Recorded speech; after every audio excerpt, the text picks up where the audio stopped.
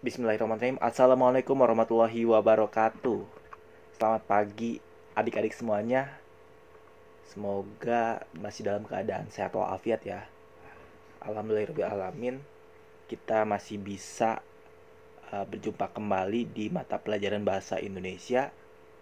Dan untuk materi pembelajaran bahasa Indonesia pada hari ini yakni terkait dengan menganalisis kebahasaan artikel dan atau buku ilmiah.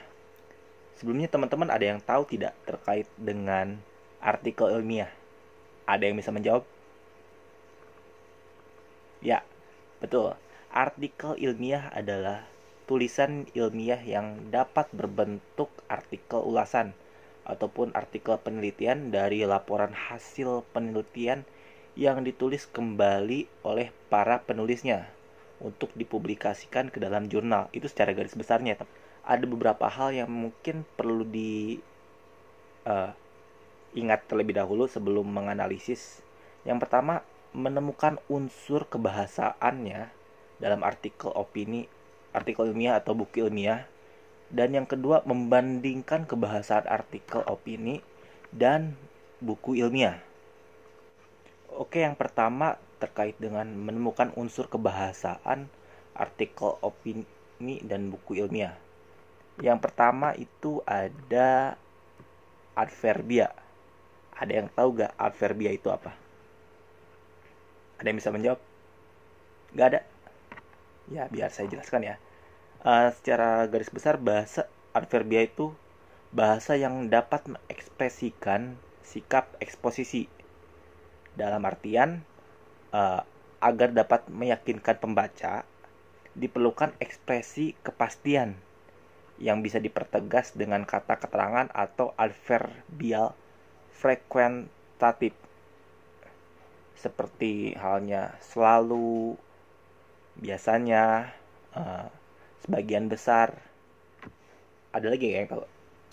Ya, kadang-kadang, dan jarang. Ya, jarang.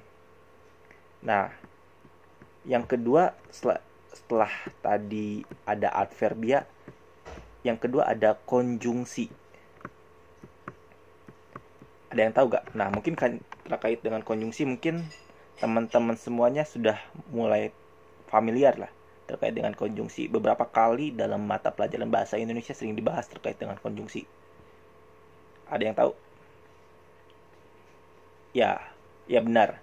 Mungkin bisa saya secara garis besarnya mungkin konjungsi sendiri merupakan kata atau ungkapan yang menghubungkan dua atau satuan bahasa yang sederajat, yaitu kata dengan kata, frasa dengan frasa, klausa dengan klausa, dan kalimat dengan kalimat. Tidak bisa kata dengan frasa, frasa dengan kata, kalimat dengan klausa ataupun yang lainnya. Semua harus sederajat. Nah, konjungsi yang banyak dijumpai pada artikel adalah konjungsi yang digunakan untuk menata argumentasi.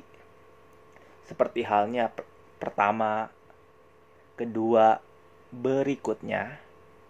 Ada juga konjungsi yang digunakan untuk memperkuat argumentasi. Ada yang tahu gak?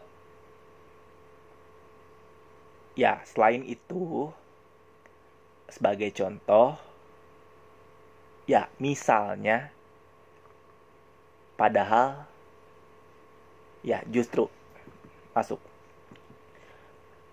Ada pula konjungsi yang menyatakan sebab akibat,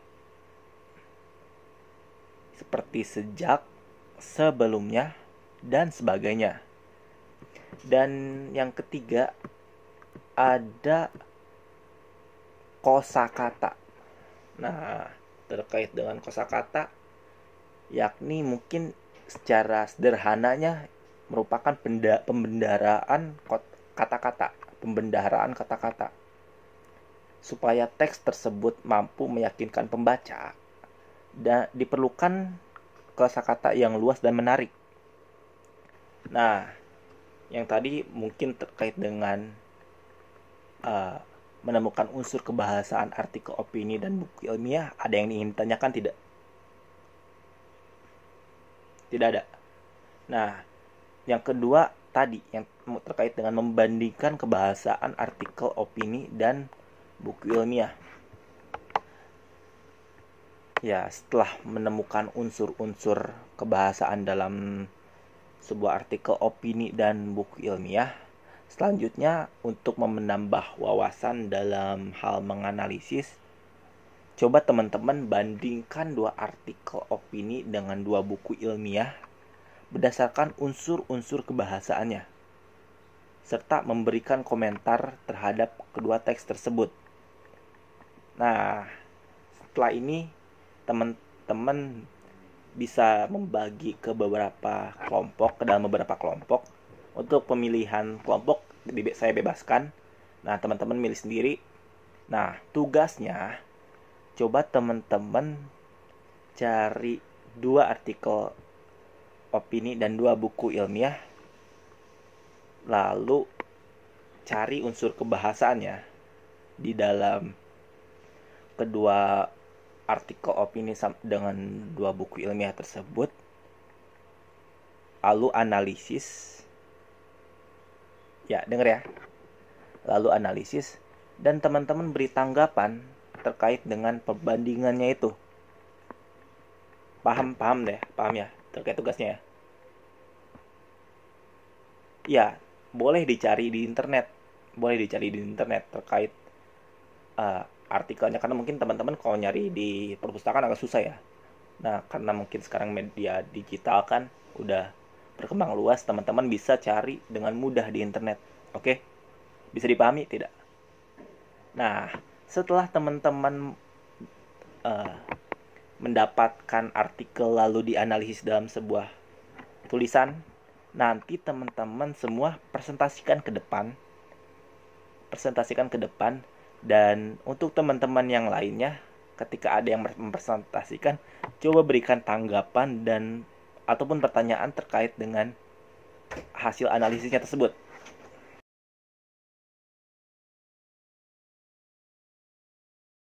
Yuk, kasih tepuk tangan dulu dong buat yang udah tampil. Ya. Nah, udah semua kan? Udah semua kelompok udah tampil? Ada kelompok yang belum tampil gak? Udah semua ya? Nah, saya mengapresiasi kepada teman-teman semuanya yang udah tampil ke depan, telah berani tampil dan telah berani mengemukakan pendapatnya terkait dengan hasil analisis daripada unsur kebahasaan ini dalam artikel. Walaupun dalam hal presentasinya terkait dengan kendala pasti ada. Seperti halnya mungkin saya sedikit mengkoreksi ya. Yang tadi kelompok 3 itu memberikan contoh kata konjungsi. Sebenarnya itu bukan konjungsi ya. Yang tadi kelompok 3 bilang ada kata biasanya, itu masuk ke adverbia, bukan konjungsi. Ya, oke. Nah, mungkin untuk kedepannya coba lebih jeli kembali terkait dengan, ya walaupun ini hanya sekedar pemberian contoh, ya tapi ini berpengaruh besar karena memang perbedaan, karena mungkin sudah dibagi adverbia konjungsi. Ketika memang teman-teman memasukkan konjungsi ke dalam adverbia atau mungkin sebaliknya, itu termasuk ke dalam kesalahannya juga. Nah, ini saya bukan menyalahkan kepada kelompok kelompok 3 tersebut, tapi ini mungkin pembelajaran buat teman-teman semuanya. Ya, oke. Udah ya. Sekarang udah jam berapa? Oh, sepertinya udah ya. Udah habis ya waktunya. Nah, sekali lagi saya ucapkan terima kasih kepada teman-teman semuanya yang telah bisa menyimak dengan baik. Saya apresiasi. Dan kepada teman-teman yang semua telah tadi menyempatkan presentasi ke depan dan menganalisisnya dengan saya bilang sangat baik. Saya ucapkan terima kasih juga, dan coba untuk kedepannya lagi baca kembali terkait dengan apa yang saya tadi bahas. Nanti ada bukunya kan. Nah, coba baca lagi karena mungkin takutnya apa yang saya bahas ini ternyata masih kurang. Takutnya ya. Pasti sih, karena mungkin saya juga manusia biasa, pasti ada beberapa kekurangan juga. Nah, udah ada yang ingin ditanyakan tidak? Tidak ada ya? Ya, sekian mungkin untuk pembelajaran pada pagi hari ini. Kurang lebihnya mohon maaf. Wabillahi taufiq wal hidayah. Wassalamualaikum warahmatullahi wabarakatuh.